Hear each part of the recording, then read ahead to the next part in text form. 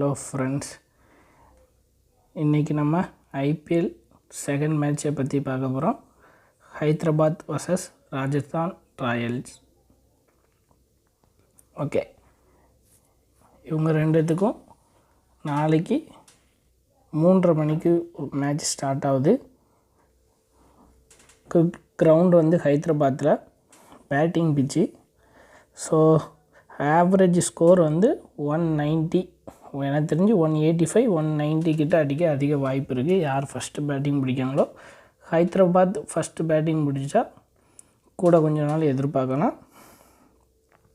அதே மாதிரி fast பவுலர்ஸுக்கு wicket உள்ள அதிக சான்சஸ் இருக்குது. ஸ்பின்னர் வந்து ஆவரேஜாக பர்ஃபார்மன்ஸ் பண்ணலாம்.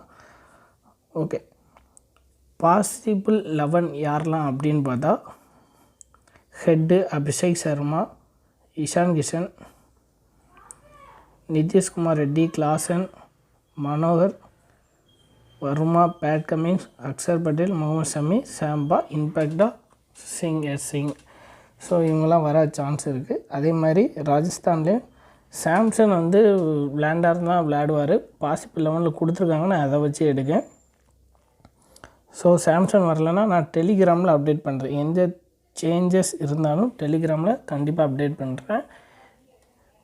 நம்ம சாம்சங் பதில் யார் வேணும் கரெக்டாக இருக்கணும் கன்ஃபார்ம் ஆகல. ஸோ அதுக்கப்புறம் சொல்கிறேன். ஓகே, ஜெய்ஸ்வால், பராக், நிதிஷ் ராணா, ஜுரைல், ஹெட்மயர், துபை, ஹஸ்ரங்கா, ஆர்ச்சர், தீசனா, சந்தீப் சர்மா, துஷார் தேஷ்பாண்டே, இவங்களாம் விளையாட அதிக வாய்ப்பு இருக்குது. ஓகே, இதில் எந்த சேஞ்சஸ் இருந்தாலும் டெலிகிராமில் நான் அப்டேட் பண்ணுறேன். இப்போ வந்து ஹைதராபாத்தில் நாளைக்கு நல்லா விளையாட வாய்ப்புள்ள பிளேயர்ஸ் ஒரு 7 பிளேயர் எடுத்துருக்கேன். கிளாசன் பேட்டிங் வந்தால் கண்டிப்பாக பெர்ஃபார்மன்ஸ் பண்ணிடுவார். அதே மாதிரி ஹெட்டும் தரமாக விளையாட அதிக வாய்ப்பு இருக்குது. அதே மாதிரி அபிஷேக் சர்மா, ரெட்டி இவங்களும் நின்று கண்டிப்பாக விளையாண்டுருவாங்க. ஆவரேஜாக 25+ ரன்ஸ் அடிக்க அதிக வாய்ப்பு இருக்குது. பவுலிங்கை பொறுத்த வரைக்கும் ஃபாஸ்ட் ஸ்பிட்சு. நியூ பாலில் பேட் கமின்ஸ், சம்மி இல்லைனா இவங்க 2 பேரும் 1 இல்லைனா 2 விக்கெட் எடுக்க அதிக வாய்ப்பு இருக்குது. அதே மாதிரி மிடில் ஓவர்ஸில் பேட் கமின்ஸும் ஹர்ஷல் பட்டேலும் சேர்ந்து ஒரு ஸ்பெல்லு விழுந்தால் அதில் கண்டிப்பாக விக்கெட் விழும். ஸோ இவங்க 3 பேருமே ரொம்ப இம்பார்ட்டன்ட். ஸோ அது போக ரொட்டேஷன் பிளேயர்லேயே நான் வச்சுருக்கேன். அவங்களே நீங்கள் ரொட்டேட் பண்ணி போட்டிங்கன்னா கரெக்டாக இருக்கும். அதே மாதிரி ஆர்ஆரை பொறுத்த வரைக்கும் ராஜஸ்தானில் இந்த பிளேயர்ஸ் வந்து நாளைக்கு பெரிய ரோல் பண்ண வாய்ப்பு இருக்குது. ஜெய்ஸ்வால் கண்டிப்பாக நின்று நிதானமாக விளையாண்டார்னா 50+ அடிக்க அதிக வாய்ப்பு இருக்குது. அதே மாதிரி ஹெட்மயருக்கு பேட்டிங் வந்ததுன்னா ஒரு மேட்சை மாற்றக்கூடிய திறமை கண்டிப்பாக அவர்கிட்ட இருக்குது. கண்டிப்பாக பெரிய 30+ ரன் அடிக்க வாய்ப்பு அதிகம் இருக்குது. அது மாதிரி பராக் வந்து பொறுமையாக ரொட்டேட் பண்ணி தான் விளையாடுவார். ராணா நின்னார்னாலும் ஒரு டீமை ஒரு சைடு ஸ்ட்ராங்காக கொண்டு போக அதிக வாய்ப்பு இருக்குது. அதுக்கப்புறம் பவுலிங்கும் அதே மாதிரி தான், 3 ஃபேஸர்ஸ்.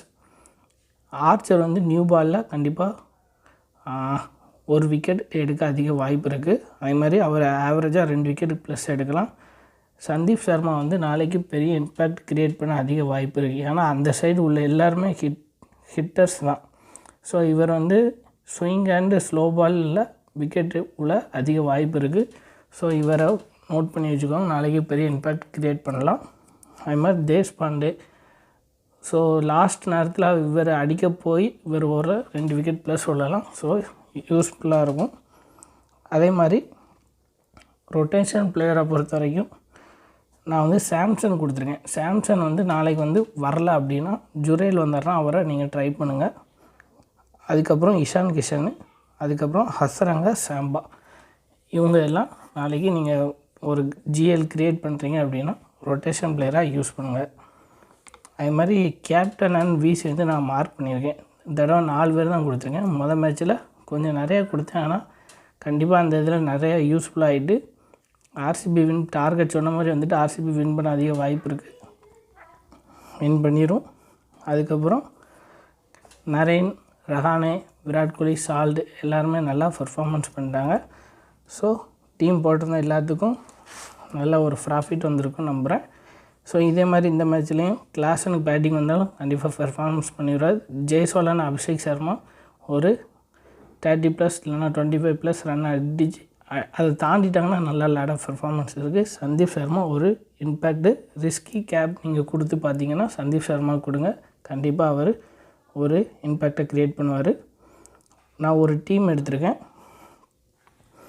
ஸோ நான் சொல்கிறத வச்சு fast bowler Pat Cummins, Akshar Patel எடுத்துருக்கேன். சம்மியாக எடுக்கலைன்னா மெயின் ஒரு டீமில் எடுக்கலை, இன்னொரு டீமில் நான் எடுத்துருக்கேன், க்ரியேட் பண்ணியிருக்கேன். சம்மி வந்து இந்த டீமில் நான் எடுக்கலை. அவர் வந்து ஒரு விக்கெட்டு தான் எடுக்க அதிக வாய்ப்பு இருக்குது, 1 இல்லைனா 2. So Pat Cummins, Akshar Patel 3 எடுத்தாலும் இவங்க அட்வான்டேஜை பெறுவோம். அதனால் அதுபோல் சந்தீப் சர்மா ஒரு இம்பேக்ட் க்ரியேட் பண்ணலாம். தேஷ்பாண்டே எதிர்பாராமல் லாஸ்ட் நேரத்தில் விக்கெட் உள்ள அதிக வாய்ப்பு இருக்குது. அதே மாதிரி ரன்னும் நிறையா கொடுப்பாரு. அதனால் கொஞ்சம் அவர் ரன்மை நீங்கள் ரொட்டேட் பண்ணி விட்டுக்கோங்க. அதுக்கடுத்து அபிஷேக் சர்மா, நிதிஷ்குமார் ரெட்டி 2 பேரும் நல்லா பெர்ஃபார்மன்ஸ் பண்ண ஆல்ரவுண்டரில் இருக்காங்க. பவுலிங் போட்டாங்கனாலும் நல்லா போட்டுருவாங்க.